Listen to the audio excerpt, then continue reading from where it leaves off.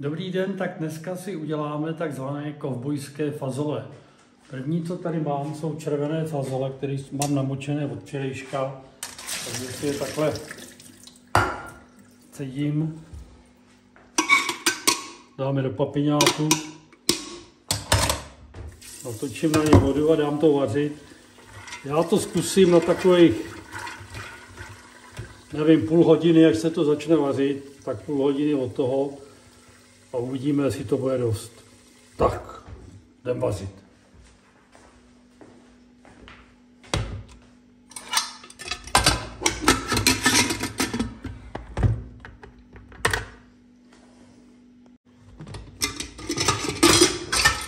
Tak půl hodiny, podívám se na to. No, to je paráda. To dám takhle stranou a jedeme dál. Mám tady cibuli, tak si ji nakrájím najemno. Tady mám kastrol, dal jsem si tam trochu oleje. Dám si tam cibulku. Nechám ji jenom zapěnit. A mám tady mleté hovězí maso, které do toho potom přidám a použiju tadyhle tu vodu z těch, na zalití tu vodu z těch fazolí, ale to až po za chvilku.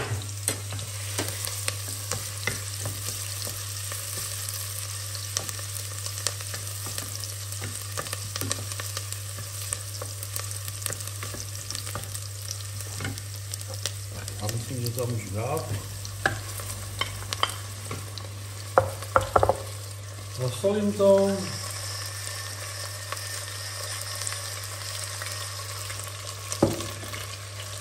Potočím to.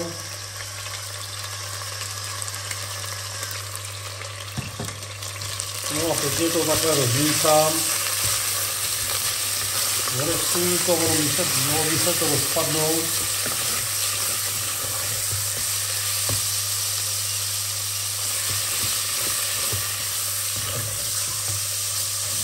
No, to bude takový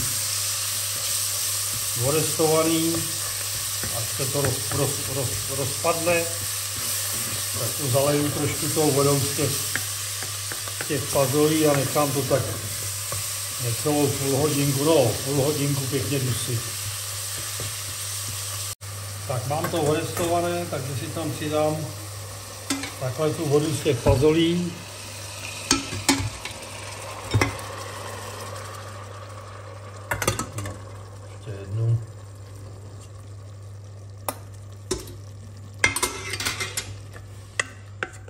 No, přiklopím to a nechám to pěkně vydusit zase až do tuku. To už bude trvat těch 20 minut až půl hodiny. Takže se mi to tady takhle krásně dusí. No a já si zatím nakrájím, tady mám jarní cibulku. Tak připravím si, tady mám červené papriky, nakrájím takhle. Když budete mít ty žlutý, tak tam dáte žlutý. Tak na takovýhle proužky.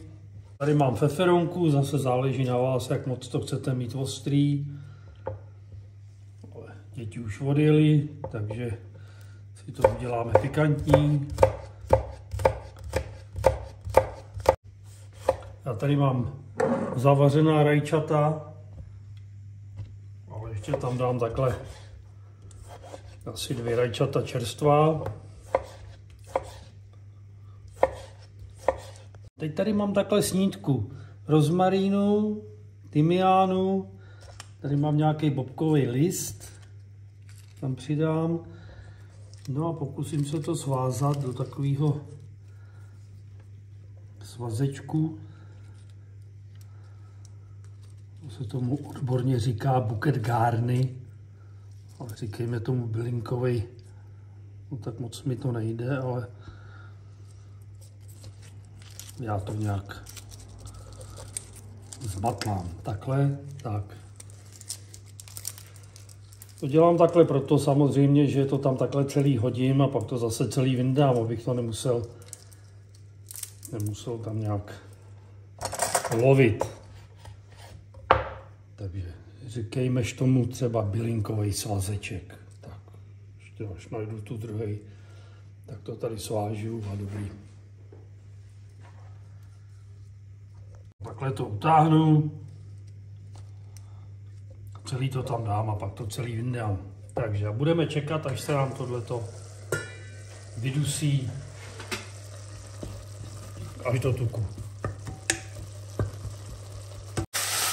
No vidíte, už je to zase vyrestovaný, takže teď tady mám rajský protlak.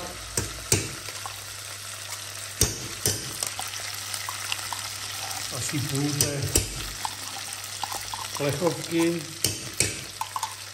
No, vlastně to takhle ještě vypláchnu tím vývarem z těch fazolí. Tak musím to vyhazovat, tak. Zarestuju.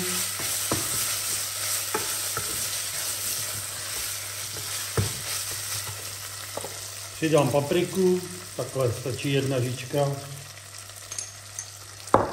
Tedy mletá paprika, sladká.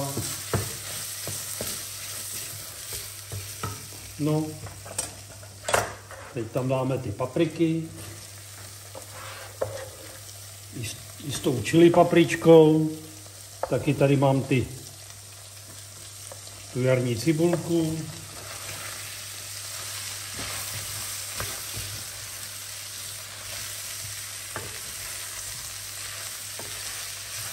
Zase to nechám trochu zarestovat.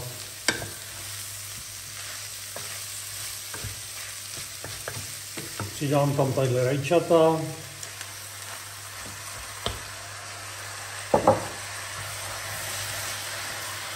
No a dám tam i ty čerstvý rajčata, hop. No, mi to spadlo vedle, dobře, no. Pak to seberu.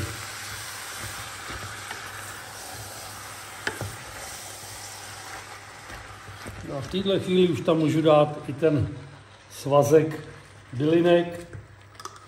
Chcete-li, jak jsem to říkal, co to jmenuje. Tak, dobře.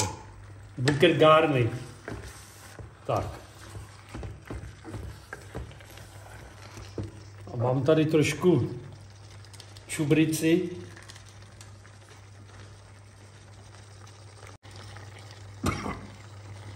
Tak, žičku čubrici.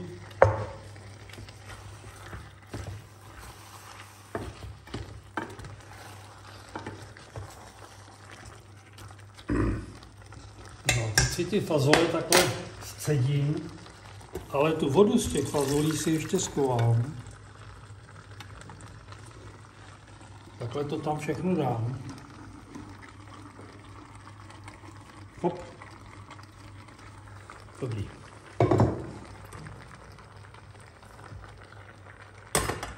No, nechám to pěkně všechno zabublat. No, celý to kouzlo, nebo kouzlo, nevím, to je silný slovo. Prostě si tam ještě potom podle potřeby přidám tady ten vývar z těch fazolí. Nastavím si troubu na 160 stupňů. No a nechám to tam 1,5 hodiny pod pokličkou dovádět, aby se to všechno rozdusilo, všechno se to spojilo.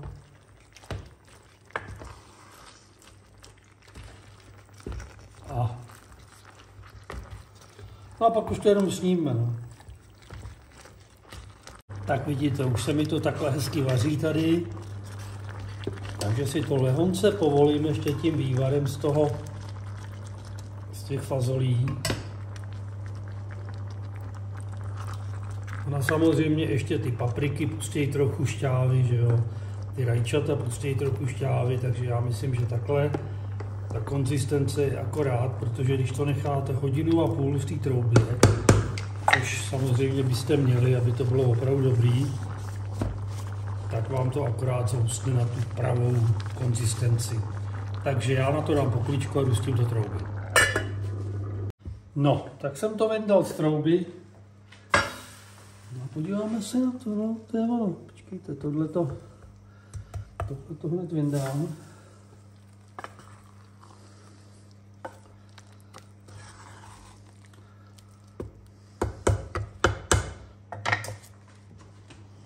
Vezmu si žičku.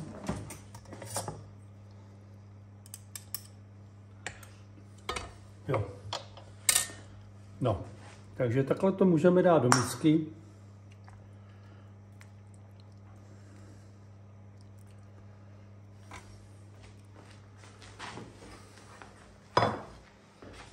Zase to trošku natřu.